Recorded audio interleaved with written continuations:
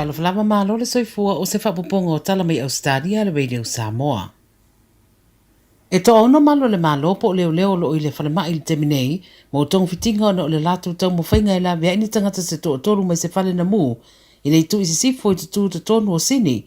Po le tau le iwa i le tau na leilana longo i na ili fisoswani whapavave, i le whale lei Arundel Street i Glebe, tu tonu le taulanga o sini, ma ole i taunu watu te nei mu na ulu whale nisi o malo le malo te tonu le whale, e lawe e meitangata to tonu sa iai. O le whare mai la tāne le voi o Prince Alfred, na whaavawe atu iai nei malo le malo na fia mō tong fitinga, ina ua mana waina le asu, ia maisi manu anga mai le afi. E o mai le terminero o ngā nuei leo le su ina, ma le tau wha mautuina le mafu ango le nei wha nawe. A matatu ila Samoa mua o tangata pensiona umai Ausetalia o le a whaopopo atu iai le isi 2 la whaopopo i le 2 vaiaso i le lātou tupe maua i pensiona ina ua whaia le si itanga le whainga malo le federale. O benefiti a tangata mātutua ma benefiti fisosoani mo i lātou i eimana o ngā tūmau a toi ma pei meni mo le autau si soifua o le a amata si itia umai le aso 2 o mati. Whai mai le ripoti o le 5 miliona le a whai o tangata Ausetalia o le a anga waa ai nei tuai ngā pei meni ese tolu. Sauno ai le Minister of Social Services o Anne Ruston o le whainga le nei wa tu uai tupe whaopopo i tangata o lo whaalangolango i le Social Security System. Wa fola fo i le mau o fisosoani mo le tongina o whare maututongi Rent Assistance Payments ma ua tā ua le ala tafitu o le Paramia Scott Morrison ma la whainga malo lo tau mwhai pesa idisi a nisi a wala e wha maa venga ai tangata i tūranga o le soifuanga o lo iai e le ngata mai le wha mai lo longa pa pia foi ma le taua i Ukraine.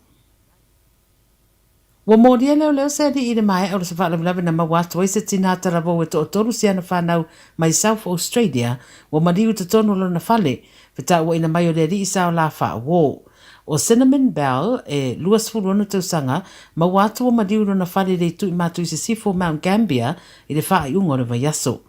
Ma watu e leo na tino mariu na ua mai o na maua se wala au mo se suenga i ni ripoti o se wha o ngā rima. Ni ripoti ma le 7 News i le so o whaero ai e le iai le whanau le ua mariu le whale teimina tupo e le whale menawe. O si ana whanau e to tolu i lalo umo le ta iono tausanga le mātutua. O le iseri e luasu lima tausanga le pe o le ta ua mai Millicent na pu eina leo le no whanga lea ma whaatara no ai tu sa le whale menawe le ala ua mori ai loe leo i le fasio ti tangata. Whamtaranga toa oi wata wai o stama itai ua mariu masi ana whanau, whato a mei atu le maamatanga o le tausanga nei le whare rea, mai taliton wina sa whaisara mafutanga ma wha awo, ma le li idea ai le o le tamale o tamaiti, o lo wha soro nei sa iringa, leo le nei whale milawe. O iei se whautuanga watu inane ma le Southern District Health Board, i tangata ia wha mautino wa mai ona whaia umo la tui o le misela, mami ma le rubella, ina ia wha titi ai le afia le pepese o le misela i le nei vai tau. Tau sanga luafe se furuiva na sidia i ma le lua afe tangata na afia le misela i le atunu atoa, ma le tusa ma le fitu se fururua cases sa wha mawina mai le whai tū leo Southern Region, mai le sui o le Southern DHB Deborah Hay, o le titi o tangata ua whaiatu i pui o le misela, a toai ma le toi tatala o tua oi wha wau maloma te tonu fo i le atunu, ua si iti ai ma le avanua toi pepesi ai fo i le misela.